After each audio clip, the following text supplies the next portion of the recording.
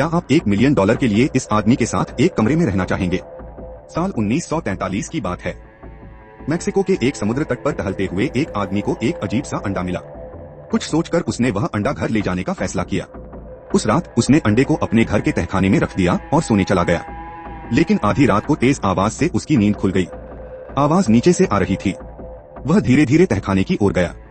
वहां का नजारा देखकर वह दंग रह गया। अंडे से एक छोटा रहस्यमय जीव निकल आया था और सीधा उसकी आंखों में झांक रहा था।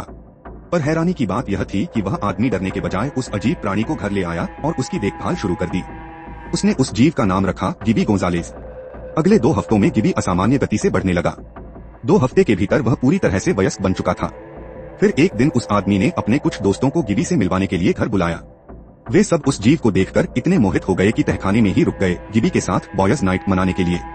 वह आदमी उन्हें वहीं छोड़कर ऊपर अपने कमरे में सोने चला गया। अगली सुबह करीब 10 बजे वह आदमी तहखाने में गिबी और अपने दोस्तों को देखने नीचे गया। लेकिन वहाँ जो उसने देखा वह इतना भयानक था कि उसके बाद उसका पूरा घर ही ध्वस्त कर दिया गया। गिबी गोंजालेस कौन था और उस रात तहखाने में क्या हुआ, यह अब भी एक रहस्य है। क्या आप उस तहखाने में कदम रखने की हिम्मत कर सकते हैं?